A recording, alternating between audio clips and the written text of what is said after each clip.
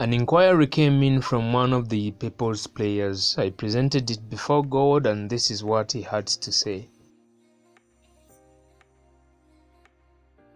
Yes, it can be achieved through running branches of agreeable governance. This is where you have to be brainwashed about your own country as tourists are.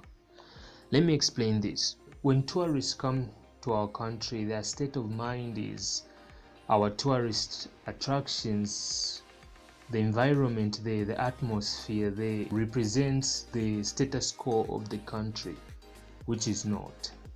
But for some reason or another, they are brainwashed in that way. The greater challenge among African citizens is non-agreeableness, not intellectual capacity. They are countries that have knocked the doors of the global empires without much intellectual capacity. They were a running force in oneness. Countries like Italy, Somalia, Burkina Faso, Israel, Kuwait, Iraq, and Sweden.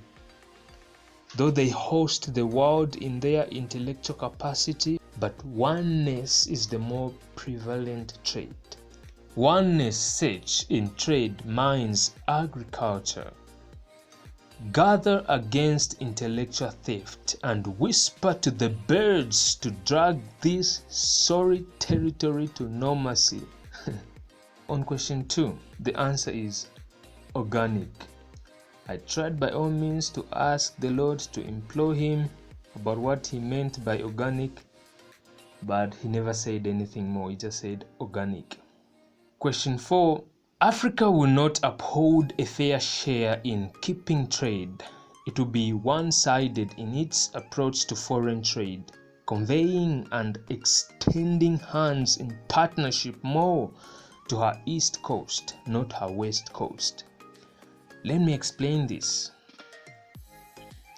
The reason why Africa will deviate more towards the east when it comes to foreign trade, it's because it will see that countries of the East align more with the culture, the tradition, and the way of thinking of Africans. But when they will look to the West is not really, they won't really see whatever the West will offer to trade with Africa.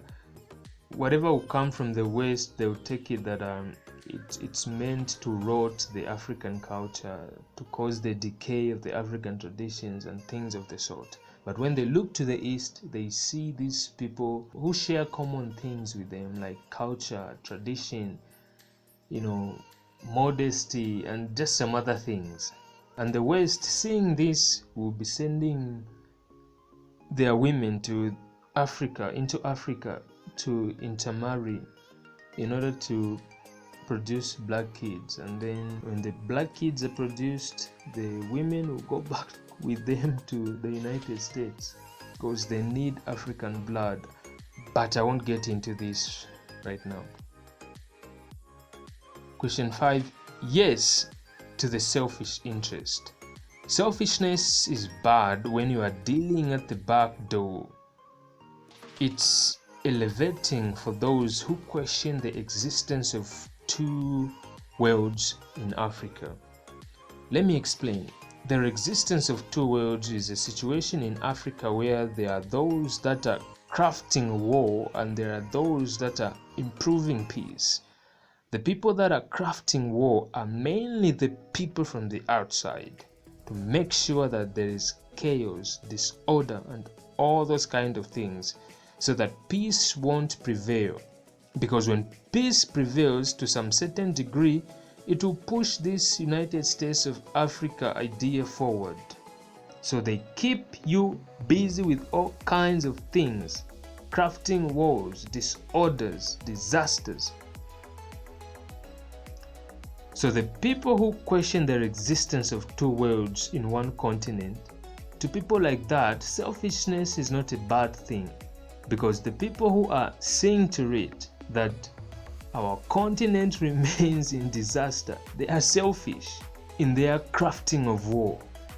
So if we now use selfishness to improve peace, that's not a bad thing. 6. Nope. Anyway, God didn't say nope. He said no.